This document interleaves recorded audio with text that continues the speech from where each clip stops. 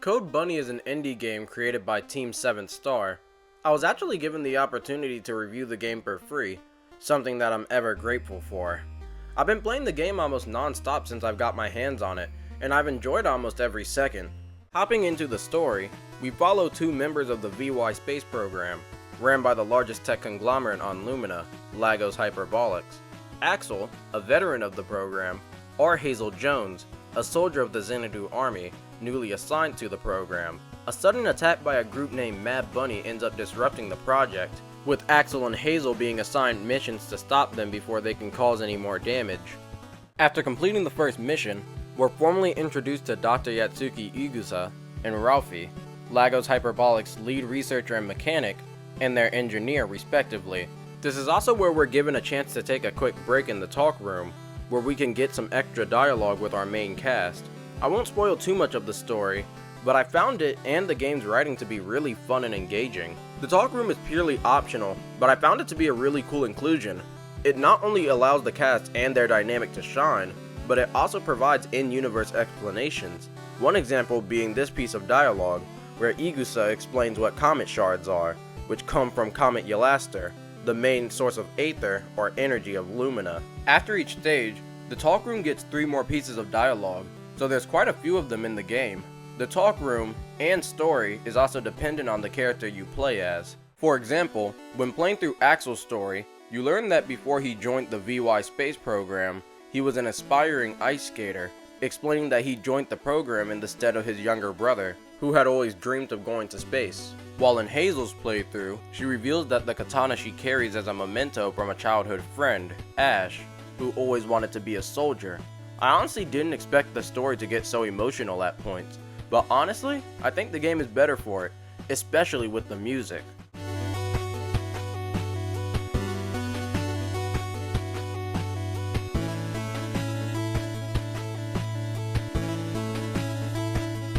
I honestly really appreciate the fact that the story is different depending on who you're playing as it gives you a narrative reason to play as both Hazel and Axel. Moving on to the gameplay side of things, starting with Axel, he's the fast-footed out of the two bunnies. He has a basic 3-hit combo that truthfully I almost never used, a stomp that was surprisingly useful, attacking while holding down makes him use this surprisingly useful drop kick. I'ma stop doubting stomp type moves forever. And a dash that's integral to his gameplay. While it of course gives him a quick burst of speed, during its initial startup, it not only gives him invincibility frames, but also acts as an attack. When it makes contact with an enemy, it causes him to bounce back just a bit, which he can easily spin back into. This builds Axel's EX meter, which not only increases the amount of damage of the dash and his basic kicks, but also gives him access to Comet arts. The first two is Comet Dash and Comet Boost. These quickly propel Axel forward and upward respectively, and when landing any of the two, it completely refills Axel's EX gauge. Then there's Comet Kick. Comet Kick is a dive kick, and while it does use up all of your EX bar, even if you hit an enemy, it's by far Axel's most damaging attack. Lastly is the Aether Barrier, which shields you from incoming damage, but uses up whatever amount of EX gauge you have built up to that point. All these techniques together make Axel my personal favorite out of the two. The speed and sense of flow gained by reacting to upcoming obstacles while chaining these techniques into one another makes Axel's gameplay really enjoyable to me. And now, moving on to Hazel Jones, Code Bunny's heroine, she has a basic 4-hit combo and a downward slash she can do to somewhat juggle herself off of enemies and objects. Moving on to her more interesting abilities, she has the ability to shoot crimson arrows. While these arrows don't do any damage on their own, they mark enemies, which is signified by the red circle. This allows her to use Ghost Crescent, where she dashes towards all marked enemies and unleashes a devastating slash. After landing Ghost Crescent, her momentum speeds up and she gains a double jump, which coupled with her previously mentioned downward slash can give her some pretty good airtime. She also has a counter that's usable both on the ground and in the air, which also allows her to mark foes, or even destroy projectiles. It also gives you a pretty big boost in speed, and you can even jump off of the grounded version. The arrows also go through walls, and can even hit enemies barely off the screen, so you can use them to attack enemies and get to places way quicker than you think possible. But Ghost Crescent isn't the only reason to mark foes. By marking enemies and attacking them, for every marked enemy that's on screen, your karma goes up by that number. When you reach 50 karma, all attacks except for Ghost Crescent do 4 times the normal amount of damage, which is absolutely insane. However, the downside to this is that the damage you take is even crazier. You lose karma by using Ghost Crescent, and overall, I think it's a pretty good risk and reward system. She also has a mechanic called Shatter Point, which protects her from death, unless she's at 1 HP of course.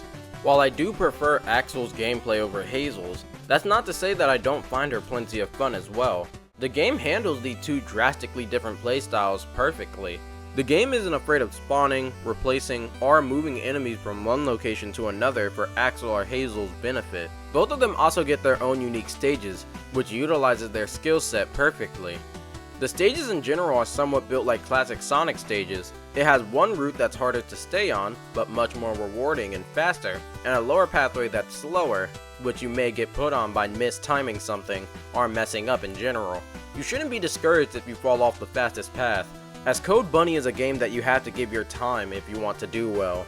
Even though a lot of enemies are shared between stages, all of them feel set apart thanks to the design and scenery, like a Japanese-influenced city in the sky and a secluded forest. Something that definitely helps differentiate the stages is the music.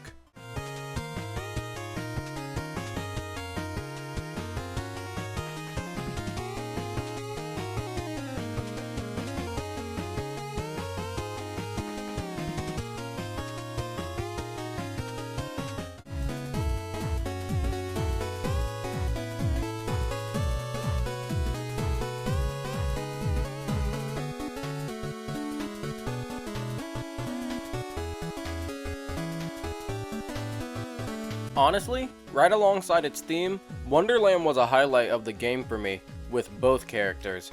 From the vibe the music and colors of the stage gave off, to the hat gimmick unique to it. It honestly was just a fun time. After beating a stage, you're given a rank, from C, B, A, S, and the best being S+. By beating a stage without dying, or taking damage, something that's a lot easier than it sounds, trust me, this increases your chances of achieving S and S+. I believe a high combo count also influences your rank, and keeping a combo throughout the entire stage, which is possible because of checkpoints, gives you an added burst next to your rating. You can use classic mode to replay any level you want, without any dialogue and story elements of the like. The bosses were also pretty good. Their attacks are choreographed well, and dodging their attacks while exploring their openings is really fun. Hazel and Axel both feel more than capable of doing pretty good damage to the bosses, and I enjoyed that later fights do get a little difficult later on. Oh, and doing stuff like this was really fun.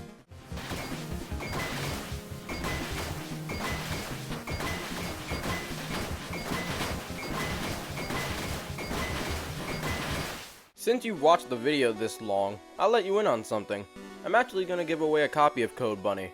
If you want in on the giveaway, just add EOV in all caps at the end of your comment.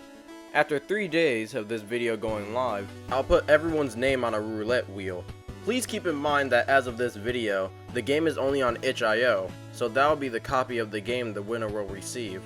Well, thanks for watching this long, and I also want to say thank you to Violetta and the entirety of Team 7 Star for this opportunity. You guys did a phenomenal job with this game. Thank you so much once again. I hope y'all have a great rest of your day. Peace.